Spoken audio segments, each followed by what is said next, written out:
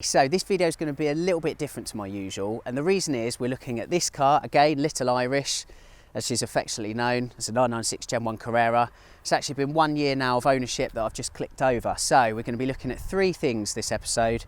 First of all, a bit of a reminder of the spec of the car because some people aren't too aware of it. Second of all, we're going to kind of be studying the overall 996 ownership experience, look at what I've learned, if there's any tips I can pass on to you. Handy A if you're looking to buy a 996 Carrera, but B also might help add to your own ownership experience if you've already got one. Thirdly, we're going to be studying the overall kind of stratosphere of 996 values, where they were last year, where they are currently, and where we think they're going to be going in the months going forward.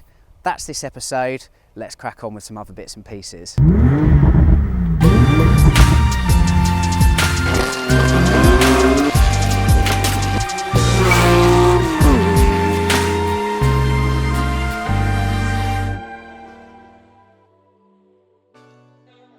This car doesn't have that MO30 Sport suspension, it's just got the stock suspension, and if truth be told, it's showing signs of quite significant wear and tear now. Like a lot of things underneath this shiny Irish green paintwork, it's 21 years old, could probably do for a refurb or replacement. Suspension, as I mentioned, is no exception, as the creaking will testify.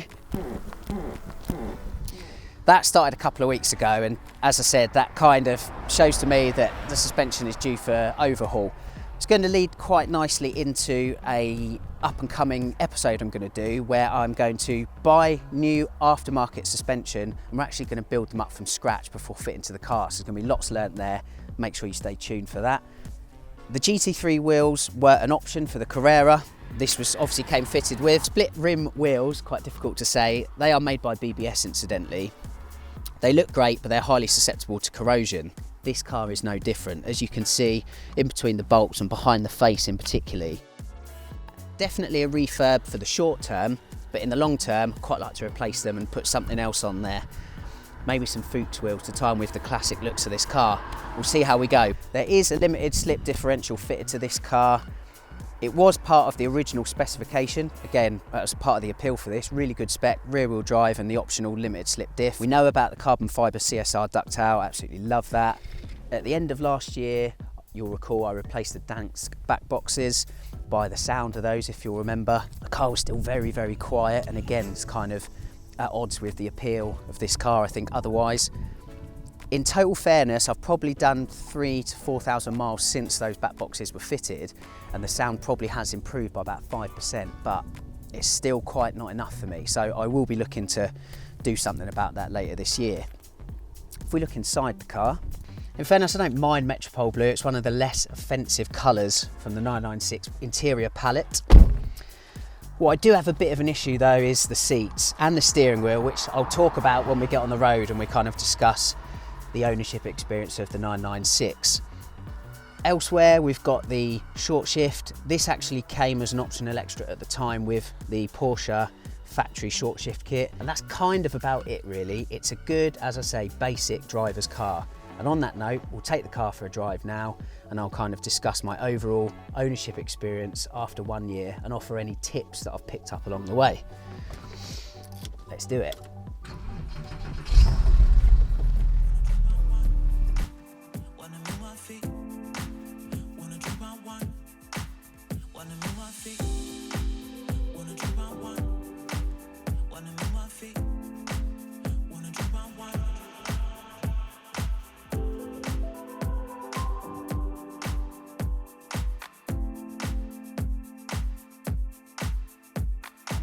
The Gen 1 996, unfortunately, has been appointed with quite a lot of horrible plastics, which don't feel great to touch and never really looked amazing. It's always cheaper in this particular model. The other big difference between Gen 1 and Gen 2 is, of course, the engine. The Gen 1 got 300 horsepower. The Gen 2 was an extra 20 horsepower at 320. Also got an extra 20 newton meters of torque. But for me, I much prefer winding up that crank on the Gen 1. It just feels more rewarding to kind of whip this round to the red line, because I feel like the Gen 1 is a little bit more of a momentum car. You need to build your speed and then keep it there by keeping the revs high. Changing gear can sometimes be a little bit like the sword in the stone analogy, just a little bit stiff. when changing from one gear to another. I did say I wanted to talk about the seat and steering wheel combo in the 996, and to be honest, I'm not even going to sugarcoat it. I think the seats in particular on the 996 are the worst of any 911 generation. Very, very, very little lateral support. The sport seats are better, they're a little bit wider at the shoulders. They're a little bit wider at the shoulders, and the bolsters on the side are a little bit thicker, which holds you in place a little bit more, but the tombstone seats like I've got here are pretty woeful. There's also a real lack of adjustment as well, and I've actually got back pains on journeys of more than 2 or 3 hours in these, so not the best effort from Porsche on that front, and it will be something I'll be looking at in due course. The wheel, again, not too much adjustment there. I really, really enjoy driving this car. It's so mechanical, and to me that's really kind of part of the appeal of it. The lightweight flywheel I've got, which is a CSR item from RPM Technic, that kind of feeds into that, as does the limited slip differential. It did come with a limited slip diff from factory, but was replaced with a wave track differential just before I bought the car, which is okay. 1 year on, would I have an early 996 Carrera again? You betcha.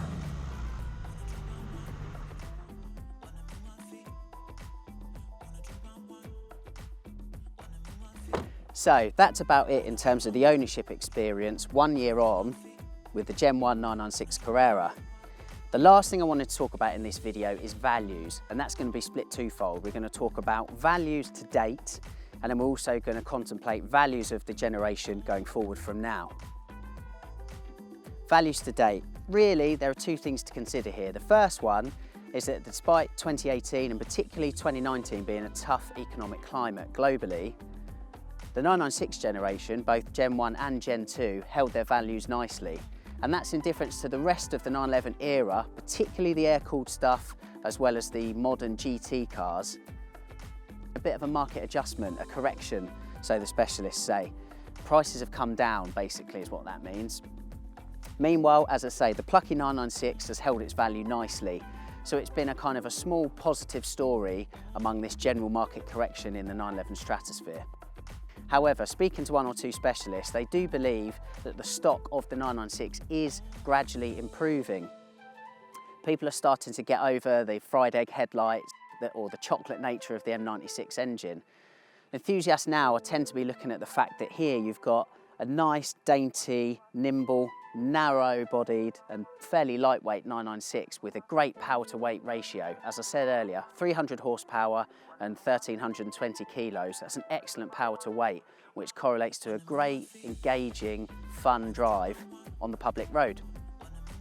So the 996's stock, as I say, is gradually reaching a bit of a tipping point. And where more and more people are coming into the 996 world, the stock is gradually being improved. People are investing in these cars, improving the engine, for example, chassis, transmission. So whilst there are a lot of 996s out there, and currently finding a good one is the key, gradually I think as we go forward, where people are investing more in the stock will improve. You should always get a professional inspection of a car.